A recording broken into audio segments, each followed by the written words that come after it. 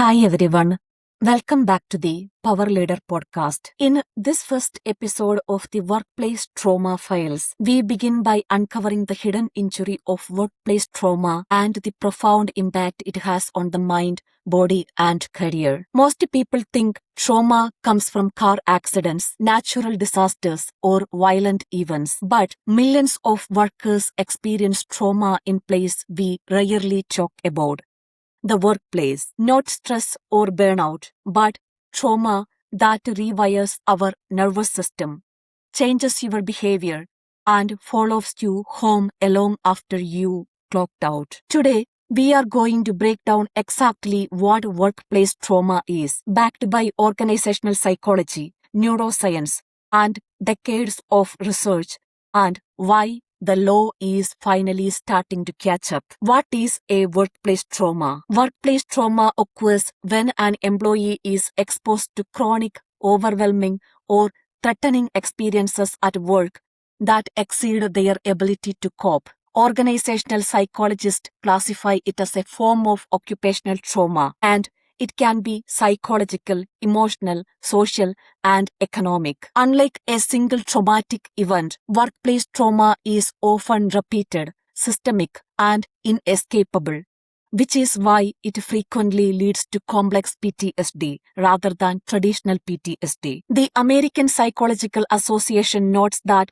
trauma can result from prolonged exposure to emotionally harmful environments, including workplaces. A 2022 global survey by the International Labour Organization found that 1 in 5 workers experience violence or harassment at work. The psychological harm was the most common form. Organizational trauma expert Dr. Jeffrey Prefer found that toxic workplaces contribute to 120,000 deaths annually in the United States and up to $190 billion in healthcare costs. Workplace trauma is not a metaphor. It is a measurable injury. Neuroscience research shows that workplace trauma activates the same biological pathways as other forms of chronic threat. Workplace trauma activates the body's threat system, leading to hyperactivation that creates constant fear and hypervigilance. Prefrontal cortex suppression that causes difficulty concentrating and decision paralysis. Cortisol dysregulation that results in fatigue, insomnia, and immune dysfunction. And autonomic nervous system hijacking that triggers panic attacks and dissociation. This is why people say, "I had a panic attack just opening my laptop.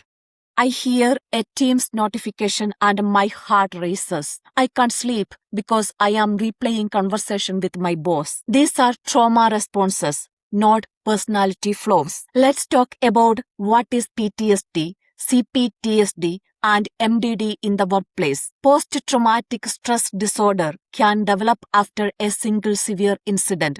Public humiliation, threats, harassment, retaliation, sudden demotion under hostile conditions, or job loss under hostile conditions. Complex PTSD is more common in toxic workplaces. It develops from chronic repeated exposure to harm. Symptoms include emotional numbness, hypervigilance, intrusive thoughts, loss of self-worth, difficulty trusting others, and dissociation. And the next one is major depressive disorder. Long-term workplace abuse is a major predictor of MDD. Research shows that environments with chronic disrespect, exclusion, or retaliation significantly increase rates of clinical depression. This is not burnout. It is psychological injury. And do you know why marginalized workers experience more trauma? Research from the Equal Employment Opportunity Commission, Williams Institute, and McInnes shows women in color experience higher rates of harassment and retaliation. LGBTQ plus workers face elevated levels of exclusion and hostility. Women in male-dominated fields face gendered hostility, punishment for asserting authority, and higher rates of discrimination and retaliation. Trauma is not evenly distributed.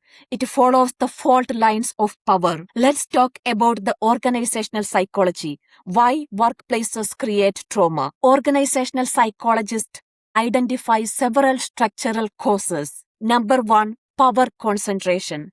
When a few people hold unchecked authority, abuse becomes predictable. Weak accountability systems, human resources, and employee relations often protects the organization, not the worker. And gendered leadership norms. Traits associated with dominance are rewarded and empathy is punished. Fourth one is retaliation culture.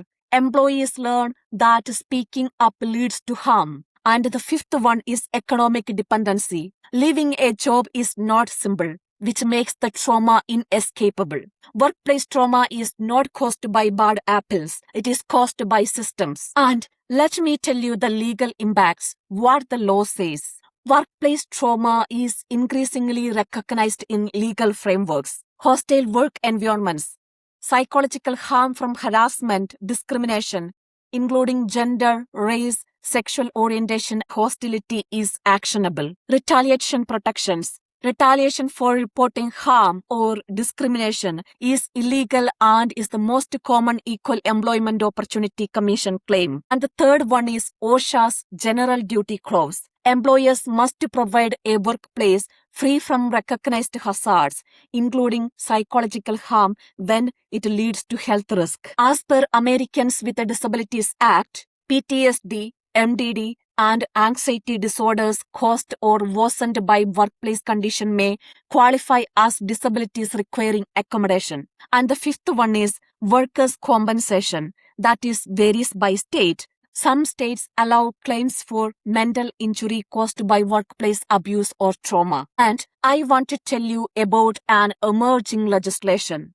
Countries like Canada, Australia, and parts of the European Union have explicit laws recognizing psychological injury as workplace harm. The legal system is evolving slowly, but the direction is clear. Psychological safety is becoming a legal obligation. Now, let's talk about the organizational impact. Workplace trauma destroys organization from the inside out. Toxic workplace culture is 10.4 times more predictive of turnover than compensation as per MIT research. Trauma reduces productivity, innovation, and collaboration. Organizations with high psychological harm face increased lawsuits, reputational damage, and recruitment challenges. Trauma spreads. One abusive leader can destabilize an entire department. Workplace trauma is not just a human issue.